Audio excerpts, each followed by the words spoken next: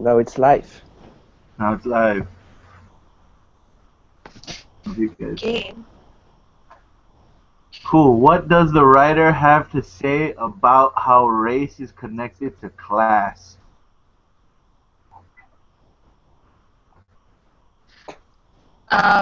So um, the writer Shelby Steele, he talks about. Should I start? Yes. You guys. You already started. Go. Okay.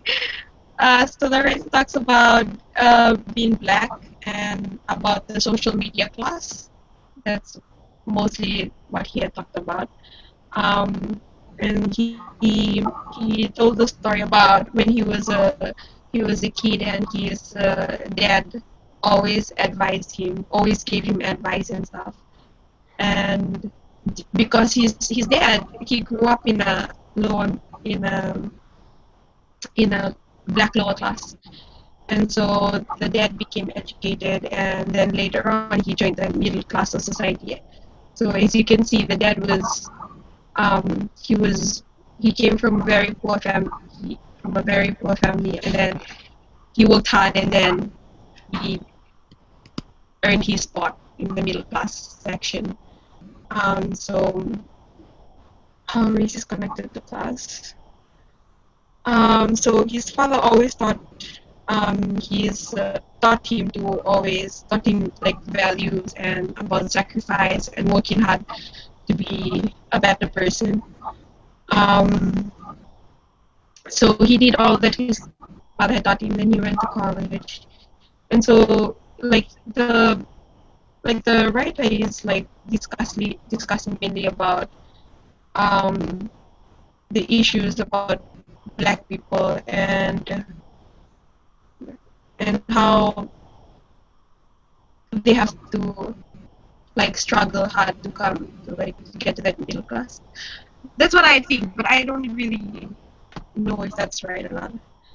Um, and so yeah, like he's using like his background and stuff to try and tell the story. And he is how race is connected to class. Um, so like you know how the black people they have to work really hard to get to the middle class, whereas for like the white people like they don't have to struggle and stuff. They're already up there and stuff. So I think that's what it means. That's my reason. What I think. I don't know. I hope.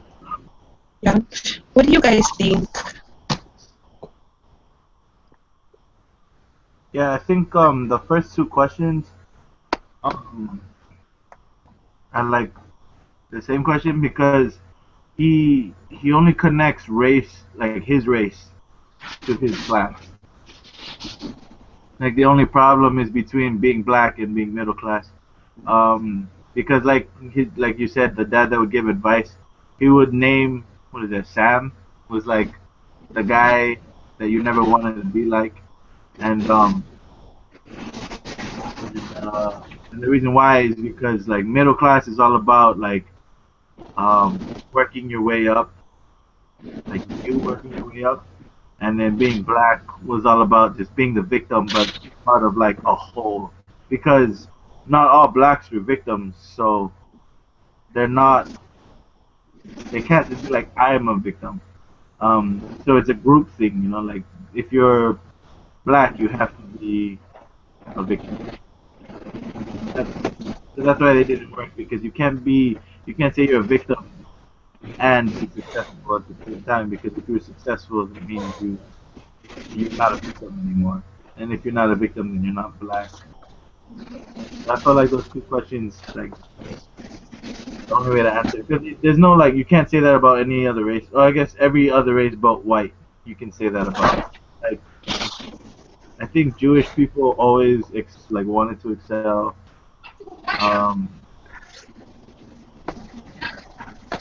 yeah, I think every other race like ditched the whole um the pure race is the poor race. So it would only be blacks that have that problem. Like in my opinion. Wait, Anu? what did you say? Like Only the about what? what? Only the what? I think only the blacks have the problem where they don't want you to work so hard because you have to be victims, yeah. Like I think any Polynesian race, any Asian race, any Indian race, it's encouraged. I guess Indians probably Asian. Every other race except blacks, because they were the ones that were victimized. Um, Maybe Native Americans as well. They could play the victimized card, but they don't play it as much as the blacks do. Um, every other race encourages you to like work, to get education, to make money, to help your family, and you know, like to move forward, to be middle class, to work hard. Whereas he's saying the problem is his middle class is clashing with his being black because the blacks have to play the victim. Oh, yeah, yeah. No, it's Okay. Um, well, as for me, how race is connected to class,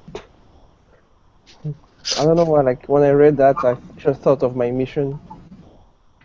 Because on my mission, I literally saw how race is connected to class. So, like, originally, like, about American history, blacks are supposed to be like the lowest class, right? And not middle class. So that's how they are seen as poor people, so victims, like Rita said. And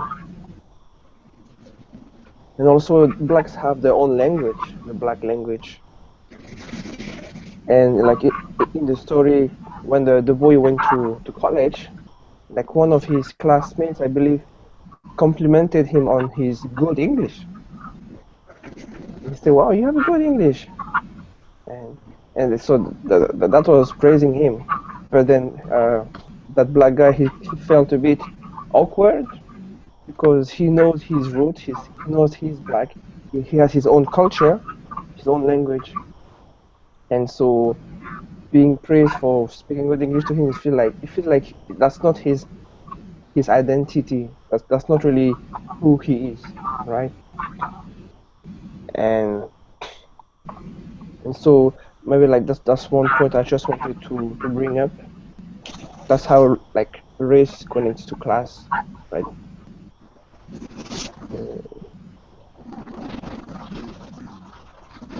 Yeah.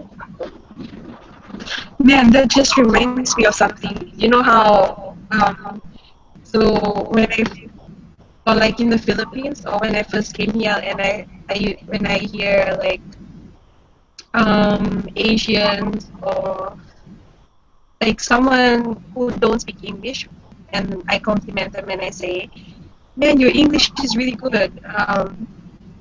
And like after you had said that, it reminds me of like I feel it's kind of like rude if I say that, right? Because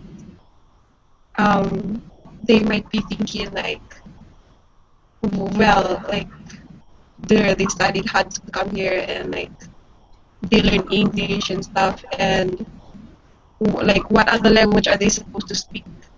Or like I don't know how to put it into words, but do you think it's kind of rude when we say that to other people? Like example, the Asians, because I always say, man, your English is really good. Is that true?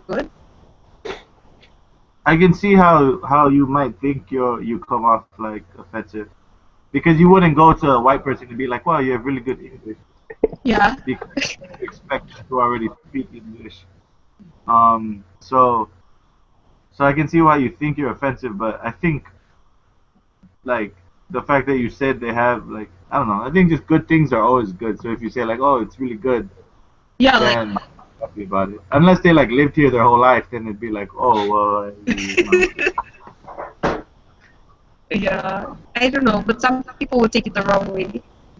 I Yeah. feel like In I fact, like don't know. on that point, it seems like they're trying to make black a culture, and the language that black people speak is just broken English or Ebonics. Like Dolphin, like Manu was saying, because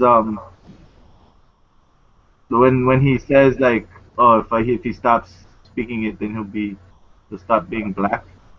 If he doesn't use proper English, or if he starts speaking proper English, then he's not gonna be black anymore. And I don't know. That's just sad to me.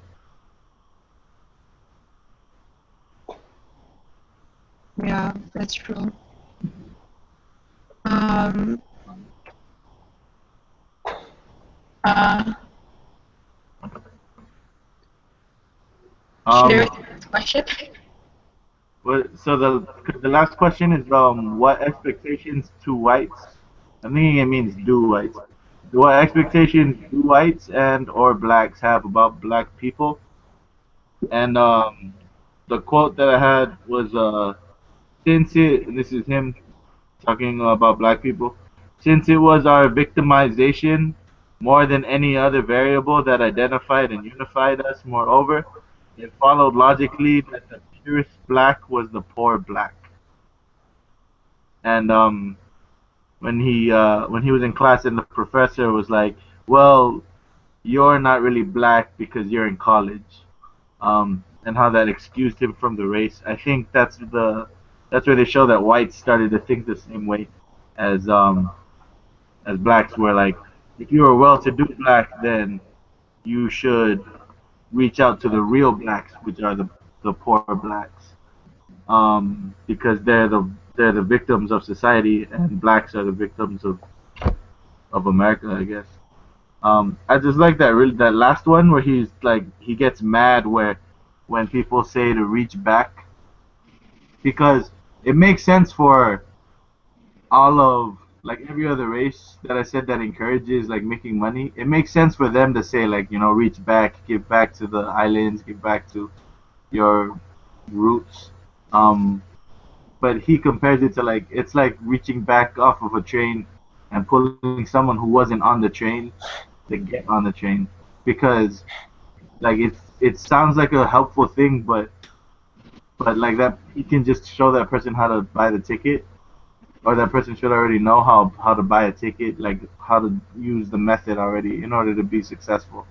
So I can see why the introduction says that he was like super offensive. Like a lot of people got offended because it was very blunt. Like it didn't mean to try to have a shade of gray. It was very black and white, which is pretty funny.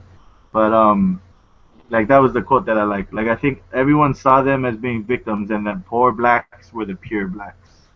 Like you're actually black if you can't speak English, well, like proper English, or choose not to speak proper English. You're poor. You live with a lot of people. You're not going to college. You're just a victim. And I think that's what he said. Like they identified as.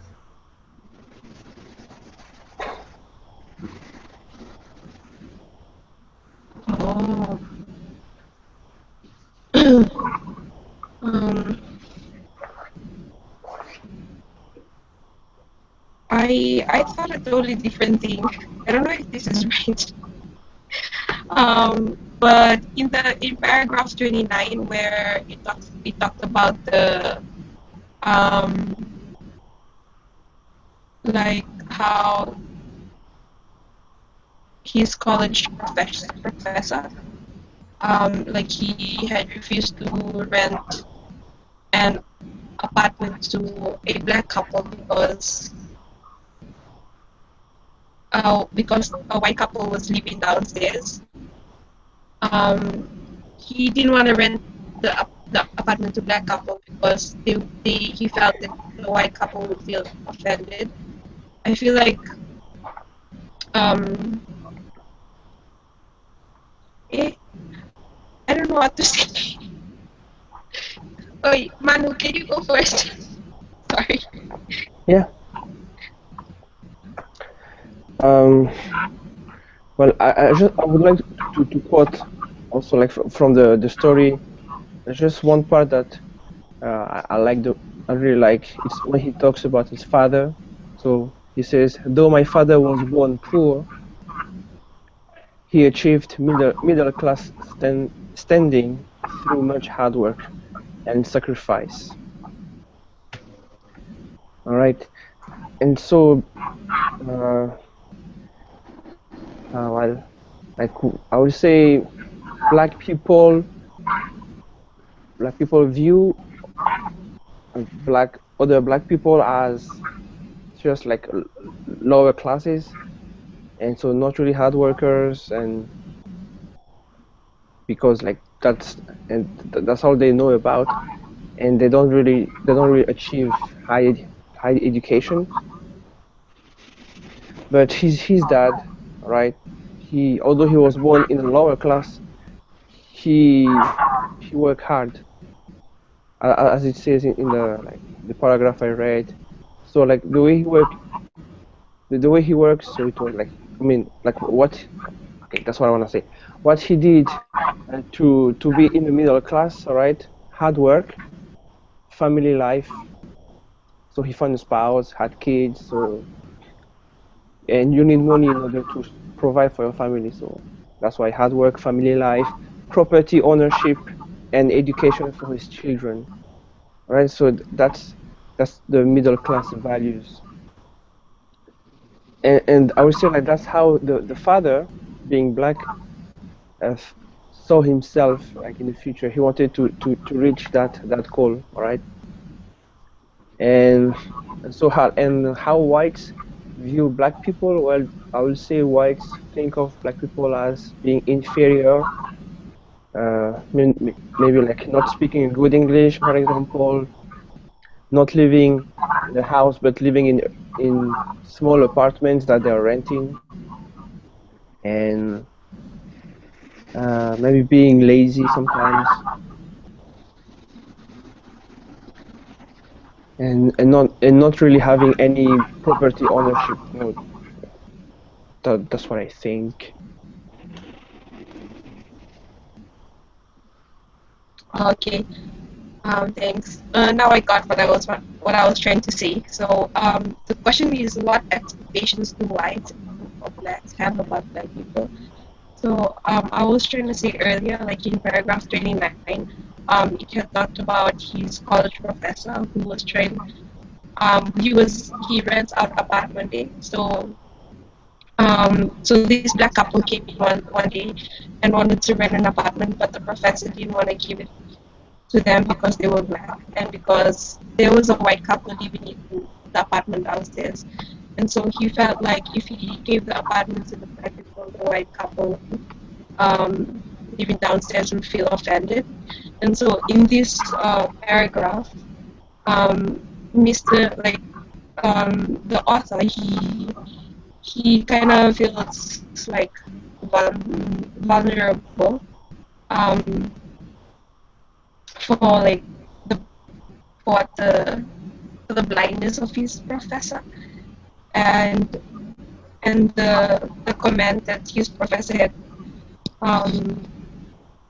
had given him, or given the two couple, like it had pressured him to choose between his middle class identity or like his desperate desire to be black. So like he had to choose between those two. And so like yeah, I feel like white people always view people like as lower class citizens. Like they don't take them really serious, or like I don't know. Actually, I'm really curious with you. I think so. Yeah. I hope that's right. I hope that's what I was trying to say. I don't know. Yeah. So. Yeah. Oh, sorry. Like one more thing I wanted to add. So, like for example, at the beginning of the story, right? Like the boy, he always thought that it doesn't matter if you have a PhD and you're black, you will still be black, right? Like because of the quote from Malcolm X, like that was very popular in the 60s. It's like, what is a black man with a PhD? answer nigger. Nigger. Yeah, that's one that I read also. Hard. Yeah, and so that's racist to me.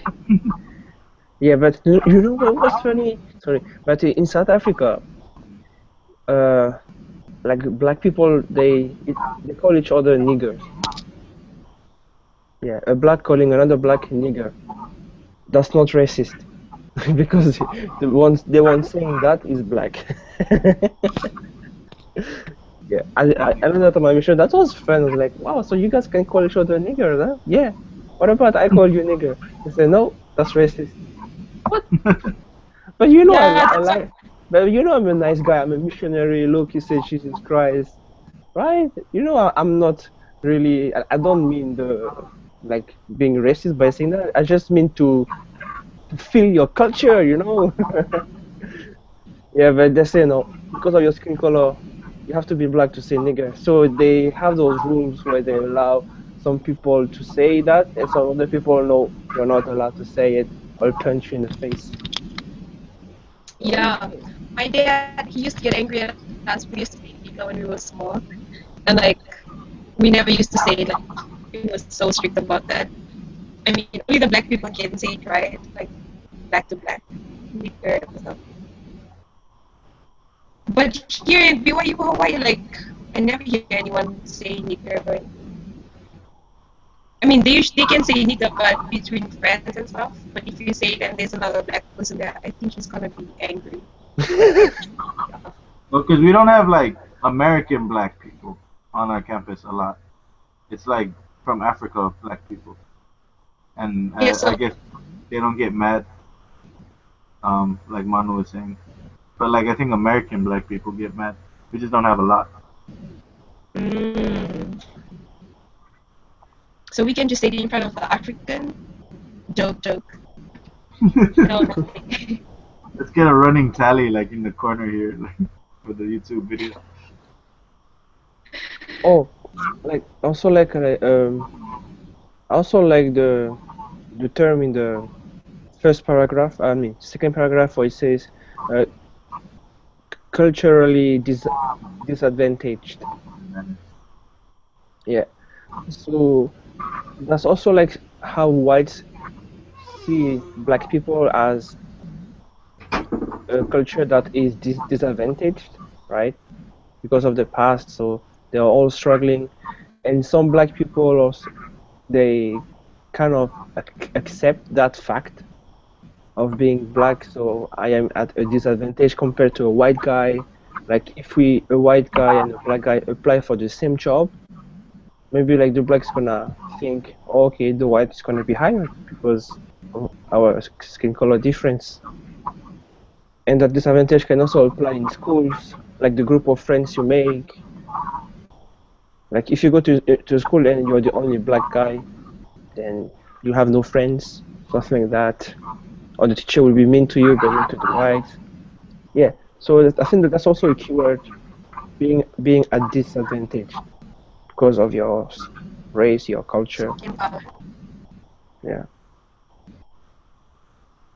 And so that's why I think like the way like that blacks need to overcome that issue, that disadvantage by just working hard, just like his dad. Hardworking, hard worker, so that you get a good life, and then you get a family someday, and you get your own house, your piece of land, and you'll be able to provide for your family a good education, food on the table, and those things.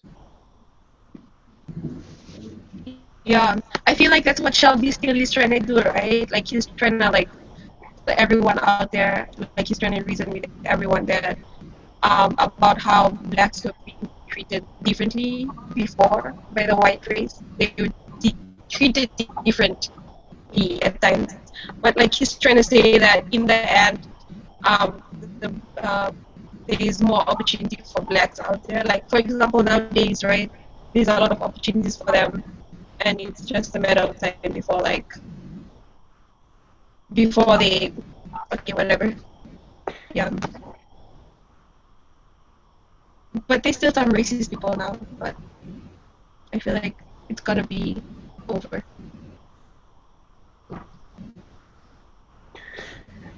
Yeah, that's all. Good night. Good night. Okay, I'll email you the Mahalo. Mahalo. Yeah, okay. Okay. Mahalo, everybody.